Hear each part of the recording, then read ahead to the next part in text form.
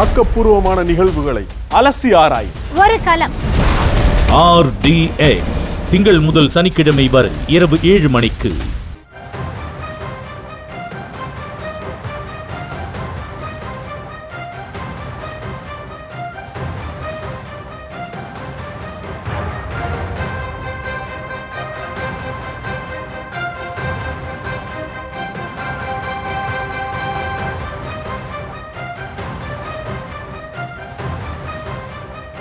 தமிழக பாஜக தலைவர் நயினார் நாகேந்திரன் இன்று டெல்லிக்கு பயணப்படுகிறார். பரபரப்பான அரசியல் சூழலில் அவருடைய டெல்லி பயணம் முக்கியத்துவம் வாய்ந்ததாக பார்க்கப்படுகிறது.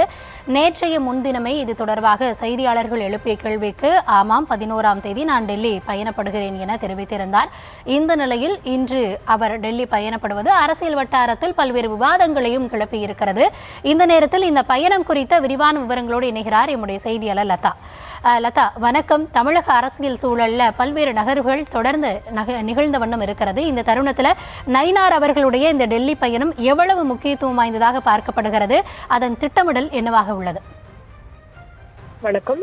தமிழக பாஜக தலைவர் நயினார் நாகேந்திரன் இன்று காலை 11 மணி அளவில் மதுரையிலிருந்து டெல்லி செல்கிறார். இமானுவேல் சேகரினுடைய அந்த நிகழ்ச்சியில் பங்கேற்ற பிறகு அவர் டெல்லிக்கு செல்ல இருக்கிறார். டெல்லி செல்லக்கூடிய நயினார் நாகேந்திரன் சிபிஆர், அதாவது சிபி ராதாகிருஷ்ணன் அவர்களை சந்தித்து வாழ்த்து தெரிவிக்க இருப்பதாக சொல்லப்பட்டு இருக்கிறது. அதே போல அதற்கு பிறகாக அமித்ஷாவோடு ஆலோசனை மேற்கொள்ள இருப்பதாகவும் சொல்லப்பட்டு இருக்கிறது. அதாவது தகவல்களாக நமக்கு கிடைத்திருக்கிறது.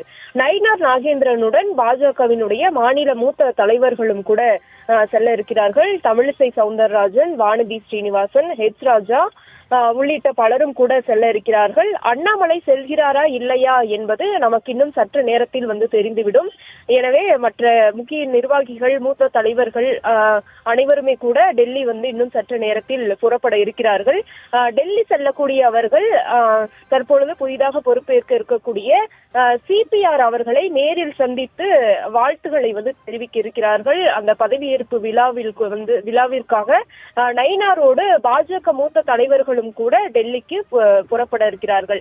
அவர்களினுடைய பிரதான நோக்கம் என்பது சிபிஆருக்கு வாழ்த்து தெரிவிப்பதாக இருந்தாலும் கூட அதற்கு பிறகாக அமித்ஷாவோடு முக்கிய நிர்வாகிகள் அனைவரும் ஆலோசனையில் ஈடுபடுவார்கள் என்ற தகவலும் கூட நமக்கு கிடைத்திருக்கிறது. எனவே அதற்கு தொடர்ச்சியாக அதன் பிறகு அமித்ஷாவோடு முக்கிய நிர்வாகிகள் சந்தித்து பேசுகையில் அதற்கான வாய்ப்புகள் இருக்கக்கூடிய பட்சத்தில் கட்சியில் இருக்கக்கூடிய அந்த உள்கட்சி பிரச்சனைகள் குறித்து ஆலோசிக்க வாய்ப்பு இருப்பதாக தகவலாக நமக்கு கிடைத்திருக்கிறது. ஏற்கனவே பார்த்தோம் அப்படின்னா தேசிய ஜனநாயக கூட்டணியில் அந்த கூட்டணி பிரச்சனை என்பது நீடித்திருக்கிறது. ஏற்கனவே ஓபிஎஸ் விலகிய நிலையில டிடிவி தினகரனும் கூட கூட்டணியில் இருந்து விலகி இருந்தார். அப்படி விலகி இருக்கக்கூடிய அவர் கூட்டணியை நயினாருக்கு ஒருங்கிணைக்க தெரியவில்லை, விலகுவதற்கு அவர்தான் காரணம் என்றெல்லாம் ஒரு குற்றச்சாட்டுகளையும் கூட முன்வைத்திருந்தார்.